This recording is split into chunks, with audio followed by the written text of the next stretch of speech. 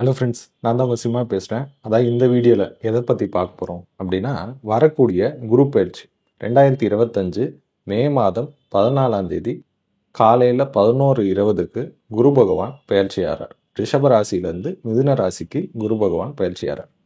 So இந்த குரு பயிற்சியை பற்றி பல வீடியோஸ் போட்டிருக்கேன்.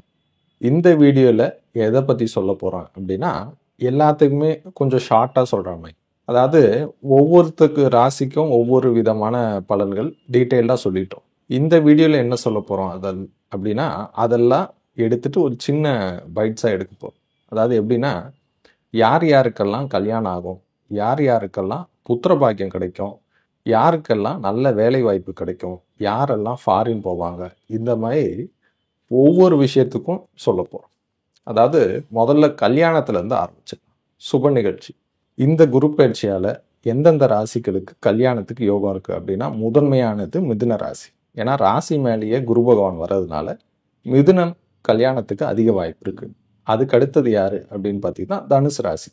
ஏன்னா தனுசுக்கு 7ஆம் இடத்துல குரு வர்றார். அதுக்கு அடுத்தது யாருக்கு அப்படின்னா சிம்ம ராசிக்கு.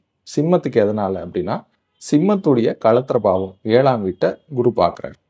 அது மட்டும் இல்லாமல் மேஷத்துக்கும் வாய்ப்பு இருக்குது. மேஷத்துக்கு ஏன்னா மேஷத்துடைய களத்திர பாவத்தை குரு பார்க்குறாரு. அதுக்கு அடுத்தது யாருக்கு அப்படின்னா ரிஷபராசிக்கும் திருமண யோகம் இருக்குது. ஏன்னா ரிஷபத்தை பொறுத்த வரைக்கும் குரு பகவான் குடும்பஸ்தானத்தில் இருக்கார். கல்யாணத்துக்கு அடுத்தது புத்திர பாக்கியம்.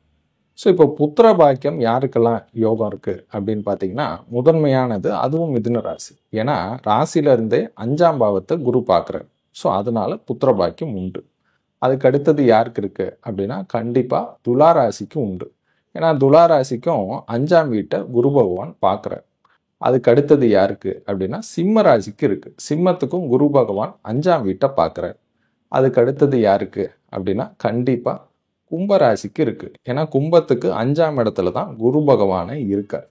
ஸோ இந்த ராசிகளுக்கு தான் புத்திர பாக்கியம் கிடைக்கிறதுக்கு அதிக வாய்ப்பு உண்டு.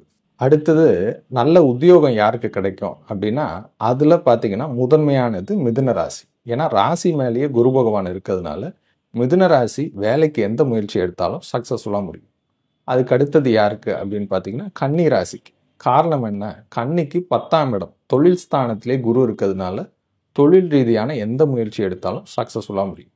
அதுக்கு அடுத்தது யாருக்கு அப்படின்னா கண்டிப்பாக சிம்ம ராசிக்கு. ஏன்னா சிம்மத்துக்கு லாபஸ்தானத்திலே குரு பகவான் இருக்கிறதுனால லாபத்தை கொடுப்பார். ஸோ அதனால் தொழிலில் நல்ல வளர்ச்சியை டெஃபினட்டாக கொடுப்பார். அதுக்கு அடுத்தது யாருக்கு டைம் நல்லா இருக்குது அப்படின்னு பார்த்தீங்கன்னா மகர ராசிக்கு சொல்லலாம். ஏன்னா மகரத்துடைய 10ஆம் வீடு தொழில் பாவத்தை குரு பகவான் பார்க்கறதுனால மகர ராசிக்காரங்களுக்கும் தொழிலில் பெரிய வளர்ச்சியை கண்டிப்பாக குரு பகவான் கொடுப்பார். அதுக்கு அடுத்தது பார்த்தீங்கன்னா ரிஷபராசி. ரிஷபராசிக்கும் பார்த்தீங்கன்னா குரு பகவானுடைய பார்வை 10ஆம் இடம் தொழில் ஸ்தானத்தில் விளையாடுறதுனால ரிஷபராசியும் எடுக்கக்கூடிய எந்த முயற்சியாக இருந்தாலும் தொழில் ரீதியான வெற்றியை டெஃபினட்டாக கொடுக்கும். அடுத்தது ஃபாரின் போகிற வாய்ப்பு யாருக்கெல்லாம் அமையும் அப்படின்னு பார்த்தீங்கன்னா, அதில் முதன்மையானது கண்டிப்பாக மிதுன ராசி. ஏன்னா மிதுனத்தில் ராசி மேலேயே குரு பகவான் இருக்கிறதுனால மிதுனம் என்ன முயற்சி எடுத்தாலும் சக்ஸஸ்ஃபுல்லாக முடியும். ஸோ அதனால் மிதுன ராசிக்காரங்க ஈஸியாக ஆன்சைட் ஆப்பர்ச்சுனிட்டிலாம் கிடைக்க அதிக வாய்ப்பு இருக்குது. அதுக்கு அடுத்தது யாருக்கு அப்படின்னா கண்டிப்பாக கடகராசிக்கு. ஏன்னா கடகத்துக்கு 12ஆம் வீட்டில் குரு மறைஞ்சாலும் அதுதான் வெளிநாட்டை குறிக்கக்கூடிய பாவம். ஸோ அதனால் கடகராசி ஃபாரின் போகிறதுக்கு அதிகப்படியான வாய்ப்புகள் உண்டு. அதுக்கு அடுத்தது யாருக்கு அப்படின்னு பார்த்தீங்கன்னா விருச்சிக ராசிக்கும் ஃபாரின் போகிறதுக்கு வாய்ப்பு இருக்குது. ஏன்னா விருச்சிகத்துடைய 12ஆம் வீட்டை குரு பகவான் பார்க்குறார். விருச்சிகத்துக்கு அஷ்டமத்திலேருந்து 12ஆம் வீட்டை பார்க்கறதுனால தாராளம் ஃபாரின் போகிறதுக்கு அதிகப்படியான வாய்ப்புகள் உண்டு. அதுக்கு அடுத்தது யாருக்கு அப்படின்னா கண்டிப்பாக மீன ராசிக்கு உண்டு. ஏன்னா மீனத்துடைய 12ஆம் வீட்டை குரு பகவான் 9ஆம் பார்வையால் பார்க்குறார். ஸோ அதனால் மீன ராசிக்கும் ஃபாரின் போகிறதுக்கு அதிக வாய்ப்பு இருக்குது. அதுக்கு அடுத்தது மகர ராசிக்கும் வாய்ப்பு இருக்குது. ஏன்னா மகரத்துடைய 12ஆம் வீட்டையும் குரு பகவான் பார்க்கறதுனால மகர ராசியும் ஃபாரின் போகிறதுக்கு அதிகப்படியான வாய்ப்புகள் உண்டு. அதுக்கு அடுத்தது கோடீஸ்வர யோகம் எந்தெந்த ராசிகளுக்கு உண்டு அப்படின்னா, அதில் முதன்மையானது கண்டிப்பாக மிதுன ராசிக்கு சொல்லலாம். ஏன்னா ராசி மேலேயே குரு இருக்கிறதுனால எடுக்கக்கூடிய எந்த முயற்சியாக இருந்தாலும் சக்ஸஸ்ஃபுல்லாக முடியும். ஸோ அதனால் பொருளாதார ரீதியாக மிகப்பெரிய வளர்ச்சி அடைவாங்க. அதுக்கு அடுத்தது யாருக்கு அப்படின்னா கண்டிப்பாக சிம்ம ராசிக்கு சொல்லலாம். ஏன்னா சிம்மத்துக்கு லாபஸ்தானத்திலே குரு பகவான் இருக்கிறதுனால எடுக்கக்கூடிய எந்த முயற்சியாக இருந்தாலும் லாபத்தை அதிகப்படியாக கொடுக்கும்.